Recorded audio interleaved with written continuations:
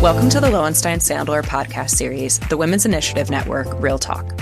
I'm Rachel Dikovics, Counsel in Lowenstein's white-collar defense practice group and a member of the Women's Initiative Network at Lowenstein-Sandler. Before we begin, please take a moment to subscribe to our podcast series at lowenstein.com/podcast or find us on iTunes, Spotify, Pandora, or SoundCloud. Now let's take a listen. Welcome to another episode of the Women's Initiative Network, Real Talk. I'm one of your hosts, Rachel Dikovics, Counsel in Lowenstein's white-collar defense practice group. Hi, I'm Megan Monson, partner in Lowenstein-Sandler's Executive Compensation, Employment, and Benefits Practice Group. And we have a new voice on the podcast today. Alessandra, can you introduce yourself? Thank you so much for having me. I'm a big fan of the podcast. My name is Alessandra Moore. I'm in my 4th year of practice, and I am also in the firm's white-collar defense group. Welcome, Alessandra. Thank you. So today we're talking about the importance of sponsorship. We'll talk about what that means to us in career advancement and client development. The idea for this episode actually came to me while watching the new-ish Wicked movie. If you've seen the musical or the movie, you'll recall the scene in which our heroines are at a party and Elphaba starts to dance and is initially ostracized by the other attendees. But Glinda, not yet Glinda at that point, the resident popular girl, joins her on the dance floor, indicates to everyone that she accepts Elphaba, and the impact is immediate. She's accepted, at least temporarily. Then they launch into the song Popular, which is funny and catchy, but also pretty insightful in a few ways. It all got me thinking about the power of the quote-unquote popular girls, or boys, when it comes to career advancement. I think it's true that for many of us, there have been times, particularly early in our careers, when it was really critical to have the backing of somebody who was already accepted, respected, or powerful. In other words, someone popular. And so I want to start our conversation by talking a little bit about the difference between mentorship and sponsorship, because I think both those things are important when discussing this concept. So to kick it off, to me, the difference between mentorship and sponsorship is that mentorship is generally private. It can be conversations between a mentor and mentee over a long period of time. Whereas sponsorship, I see as being public, as a sponsor, putting their name out in the room when that person's not there, giving them opportunities, backing them in something that they want to do. What do you guys think about the difference between them? I'd even take it a step further than that. And I think Dr. Phil and Oprah's relationship could be an interesting example here. So Dr. Phil and Oprah have known each other for like 40 years. And before Dr. Phil was Dr. Phil, Oprah was his mentor. And in private, Oprah would say, you should join this group, you should meet this person, but never publicly backed Dr. Phil until she became his sponsor by bringing him on her show in a regular capacity and then becoming an executive producer of his show and investing in it. So I think that there's, like you said, Rachel, what's done in private is mentorship, whereas what's done publicly is sponsorship. Yeah, I think that's a really great point and great example. And I think it's important to also emphasize that you will, throughout your career, have mentors and sponsors. Sometimes they will be the same person. Sometimes they will not be. But they do serve very vital roles throughout your career journey. And I couldn't agree more with what the both of you said. I think the mentorship is those conversations and relationships you have behind closed doors, the people who encourage you to take on these opportunities. And the sponsors are the ones who really can make it happen. Mm-hmm. I totally agree with you that sometimes it's the same person and sometimes they're different people. And each person and each role is really important in career development. So can you each share a time in your career when someone respected has vouched for you in some way and how it made a difference? I'll start with that. So I can think of 2 examples, and they both fall under the category of what you were suggesting, Rachel, about having people who are in the room. The first was in my first legal job, having one of the directors I worked with in the room helped me get an additional raise that she thought I was entitled to because I was a star performer. And without her in that room making that suggestion, I don't think that would have happened. Can I ask you a question about that? Yeah. So did you ask her to did you ask her to be your sponsor, or did this sort of come about naturally? Yeah, so that's a great question. So it started out, I think, similarly as kind of what we were talking about. She started out as my mentor. Right.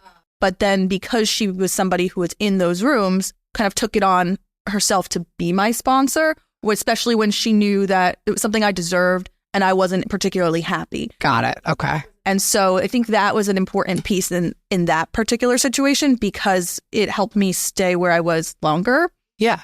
And I'll say another example similarly started out with a mentorship relationship that transitioned into sponsorship was, again, making partner. So again, a big pivotal career moment. And, when I was up for partner, I think having somebody in that room advocating for me may have helped. Sure it did. And so I think it's just really critical that you build those relationships, you prove yourself career-wise, but having somebody who will speak on your behalf can always be a very helpful component and helpful to have just somebody advocating when you can't be there yourself.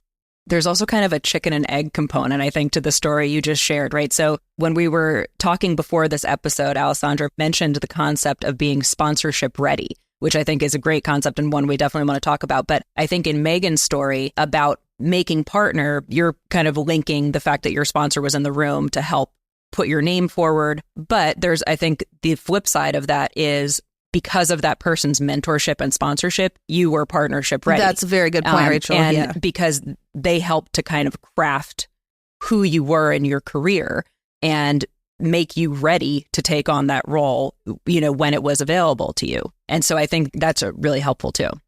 I'm the most junior person here, and so my examples are not quite as dramatic, we'll say, as making partner. But I think for more junior folks, we could see sponsorship in just being added to cases or just being given opportunities that we might necessarily not be given if we weren't, quote, sponsorship ready or if we hadn't proven ourselves. So I can think of one. I got randomly assigned to a partner case here and I did a good job. And he said, come work for me again, come work on this case.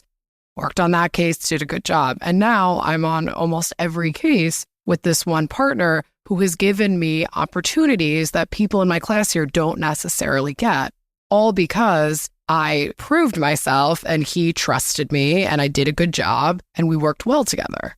Yeah, and I actually really like that example because you're right. Sponsorship is not just at these pivotal career moments. It's throughout your career journey, and it's going to look differently at each stage. And, that is a way that you're sponsoring people publicly because you're giving them more work. You're taking them onto your cases. And so you don't necessarily have to be in those rooms, but they're still advocating for your career growth by giving you opportunities. Yeah. Especially like opportunities that perhaps I wouldn't get as a third or a fourth year associate, Like I think opportunities that he knows that he can push me a little bit because he knows I'm up for the challenge. And I just think that's so important. The trust of someone to know like, hey, I know you've never taken a deposition before, but you can do this and have at it. I think that's sponsorship too. It absolutely is. Two things come to mind for me, and one is a sort of pivotal career moment, and one is a longer term sponsorship. So I actually thought back to getting my summer associate position at this firm when back decades ago now, but a while ago.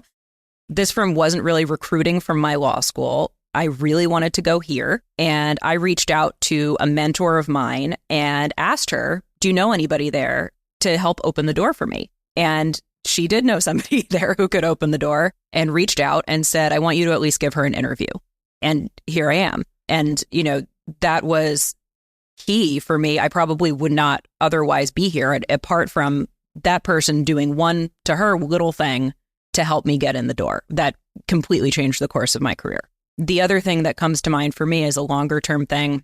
One of the partners in my group has been really great over the years, really since I was a junior associate, about staffing me on his cases, but also taking the time to help me develop my own clients. And every time I go to him with a potential client, whether, we end up working with them or not, he's always willing to invest the time to talk to me about the client, talk to me about strategy, do the pitch with me, and really help me figure out, what kind of business I can sign, and then also how to work with those clients to, keep them happy and keep them engaged with the firm long term. And so that's the same kind of thing that I thought about with Megan being sort of partnership ready, is somebody investing the time to give you those sorts of skills. Then, when you're up for a position like that, it's a lot easier for that person who probably, is going to be in that room to say, I've been doing this kind of work with her for X years and like she's ready to do this. And here's how, I know this person can do this. So I think there are these kind of pivotal moments, but just as important is the long-term things that lead to somebody being willing to speak up for you in those pivotal moments. Rachel, I want to go back to that first thing that you talked about, someone making a call here. And you said that you've reached out and you said, hey, I really want to work at Lowenstein. Do you know anybody there? Can you help me? I find, and I don't know if this is a woman thing or a me thing, I find that making that initial call is so hard. Yeah. And I have a brother who's looking for a job right now, and he is calling everybody. He has no qualms about asking for favors, and he's just calling everybody and their mother asking for help. Did you feel any sense of like, oh, I don't want to bother, I don't want to impose, I don't want to make this person do something they're not comfortable doing? Or were you my brother who said, I'll call anybody? So as a person, I am very much I don't want to bother somebody. In this instance, thankfully, the person I was asking is not like that at all. Is happy to bother anybody anytime. And she actually was kind of all over me about what I was doing. Interesting. Okay. And so I said, well, this is what I want to do. Then in an application, I don't know, I probably sent in an application at that point. And I said, this is what I want to do. And she said, great, I'm going to call them. And I said, okay. But, I think I feel very similarly to the way that you both do. And I think sometimes that may make us seek out mentors or sponsors who are the opposite of us to help us, get a little bit outside of our comfort zone and kind of embrace some of that uncomfortableness. Because I think the more you're progressing in your career journey, I think you will have more of those times where you kind of need to push yourself into those uncomfortable moments. So having somebody who is okay doing it, you see them doing it, it's successful. And maybe it's a lesson for us too, as sponsors, right? Like perhaps sometimes people are not comfortable making that big ask of, can you call Lowenstein for me? I really want to work there. Someone expresses interest to me about Lowenstein. I think it's a great firm. I would love to work there. It'd be like, rather than them asking, can you call for me? I proactively, being like your friend who calls, say like, let me make a call. Let me see what I can do. Just like going that extra step for people who perhaps are not quite as comfortable yet.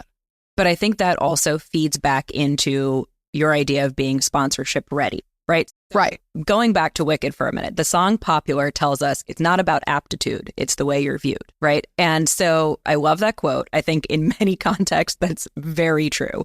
Do we think it's true in this context? And what you said, Al, that made me think of this is you're not going to be willing to make that kind of call for everybody. No, absolutely not. You have to have confidence in that person. Right. And confident that they are not going to reflect badly on you, right? Because maybe initially it's about the way you're viewed, but if the person being vouched for ultimately doesn't have the goods, they lose credibility. The person who recommended them loses credibility. You lose some of that social gravity that helped you put them in that position in the first place. So what do we think about that? Like, at what point do you have to really actually show up?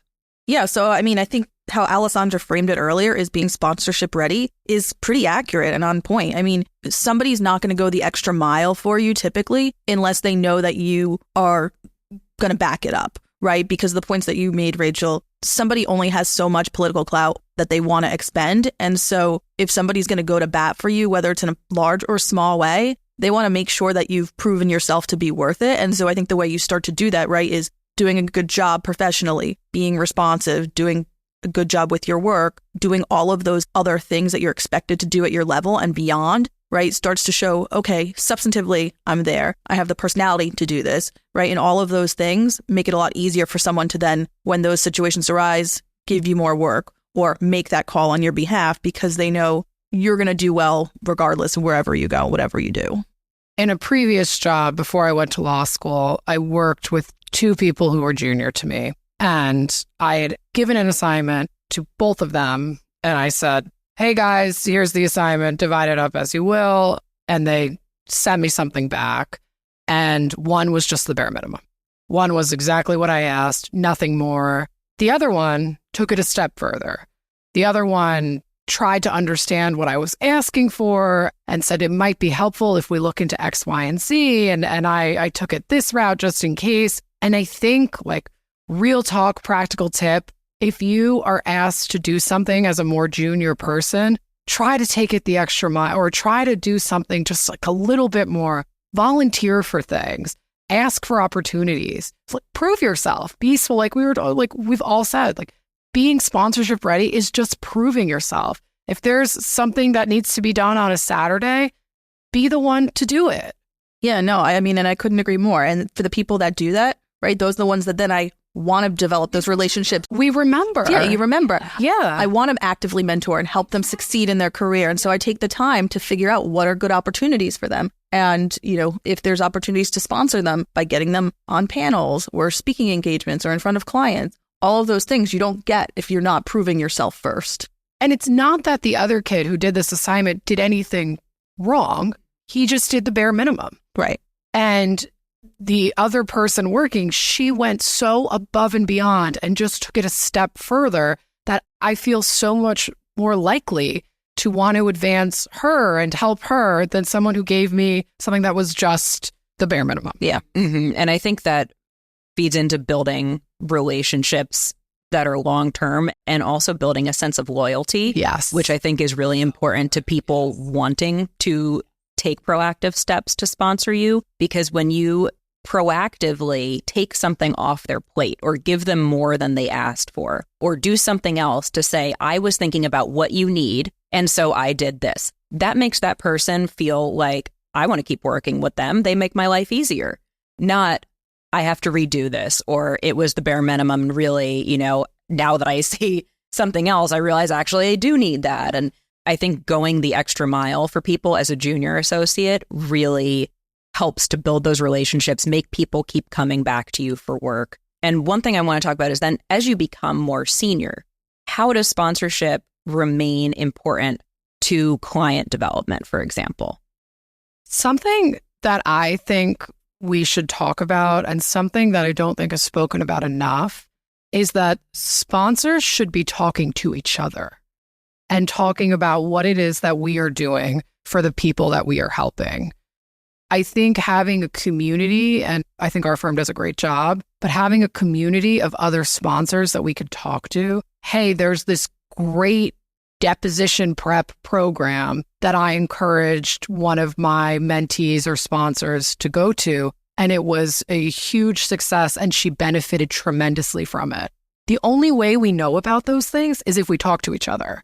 And so I think having open communication among more senior people is an important first step, just to know, like, there's no manual on this, right? Just to know, like, what the heck I'm supposed to be doing.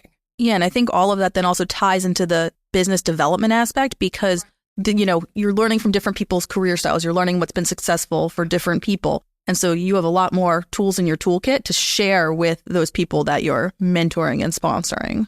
And also, I think being able to say to a potential client of your own, here's this person who is super credentialed and really experienced and somebody who's respected in the legal community. And by the way, they vouch for me and think you should work for me. And they're available to me to answer questions is incredibly valuable. Like, one of the great things about working at a big firm is that you have a lot of people at your disposal who can help you. You know, like, even if it's your client, that doesn't mean that other people are not going to be giving you input on what to do. In fact, it should be the opposite in most cases. And I think that's something that can really be leveraged, but you need that person to be willing to be on the call with you, be in the room with you, be actively vouching for you, even if it's just like going somewhere with you to give you extra credibility. I think that's really important, especially when you're in that sort of in between, where, especially if you're not yet a partner or you're a more junior partner and you're trying to build up your book of business, you need people who are more established to tell other people that you're trustworthy and you're somebody that they can use. And I think to even take that a step further, like, our law firm has so many resources, and we are so lucky to have, like, the experts in basically every field, right? But there will be people listening to this who maybe work at really small firms, right? And I think it's so important to join a women's group or a state bar association to kind of build a network of people who you could call to bounce an idea off of. I had a complex issue I was working on and I was confused. And I remember meeting somebody at a New Jersey women's lawyer event who did this exact thing. I was like, maybe I'll just text her. So I texted her. We hopped on a call. She couldn't have been. She's like, you have to look at this treatise, look here. And she just pointed me in the right direction. And it was so unbelievably helpful. So even if people don't have a subject matter expert next door to them or in their firm, there are ways you can kind of cultivate that beyond these four walls. And doing something like that is also a great networking activity for you, right? Yes, yeah, it is. Exactly. Because the person you're reaching out to is complimented that you asked them, and it reminds them that you exist.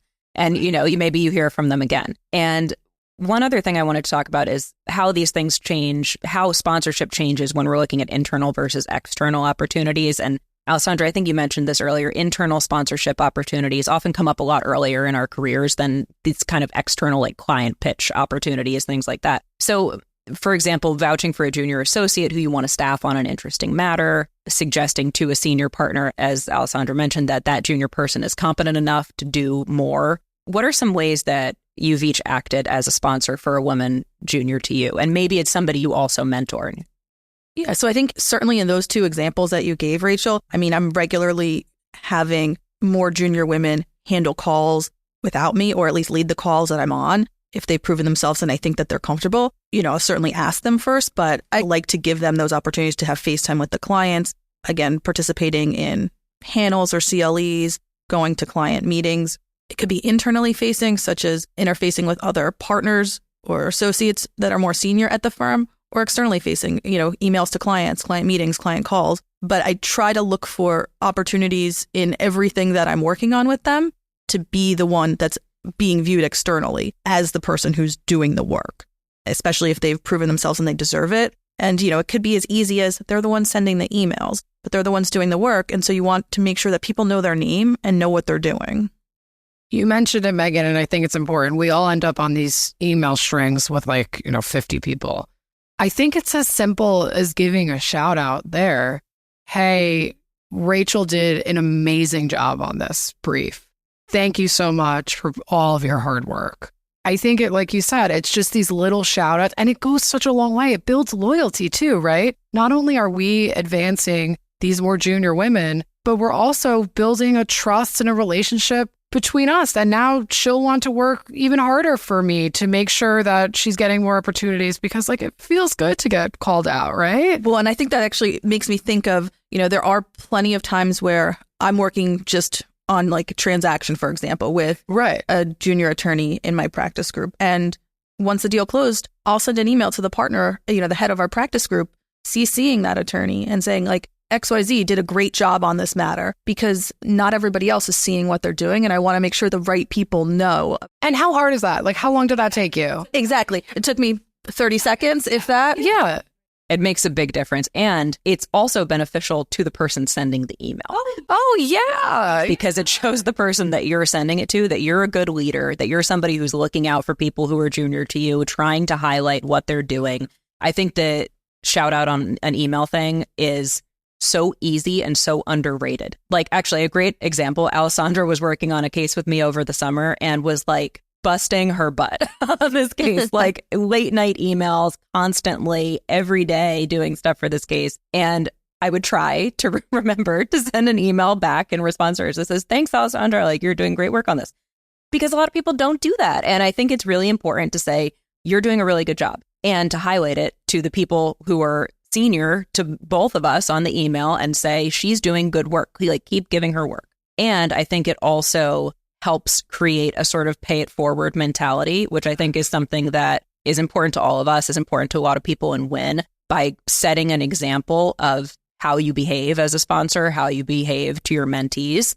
I think it really helps to create a more positive workplace culture in the long term, because the more people you're nice to, the more people are going to be nice to other people as well. And Rachel sending that email over the summer, or those emails when I was working really hard and doing my absolute best client service and just really killing myself, made me want to work even harder. It was like, oh, like I'm getting positive reinforcement. Like, this is great. Like, people are knowing my name. Like, I want to work even harder now. And it made me feel so important, because I think sometimes when we're junior, like, we're not always client facing. We're not always going to be the ones to get to go to the meetings. But like, just getting your name out there is so critical. And it made such a difference for me that like I'm pulling these late nights, but it made it worth it. Like, I'm a part of the team too. Like, everybody wants to feel a part of something. And knowing that even if you're doing work that's not client facing at that time or whatever, knowing that your work is valued and that it's not just like, okay, here's another email,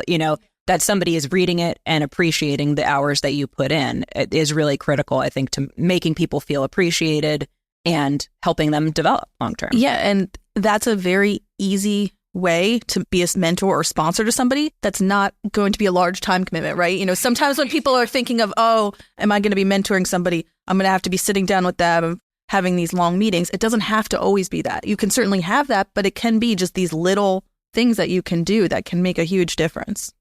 Thanks for joining us for another episode of the Women's Initiative Network, Real Talk. We hope you enjoyed our conversation, and we'll see you next time. Thank you for listening to today's episode. Please subscribe to our podcast series at lowenstein.com/podcasts or find us on iTunes, Spotify, Pandora, or SoundCloud. Lowenstein-Sandler podcast series are presented by Lowenstein-Sandler and cannot be copied or rebroadcast without consent. The information provided is intended for a general audience. It is not legal advice or substitute for the advice of counsel. Prior results do not guarantee a similar outcome.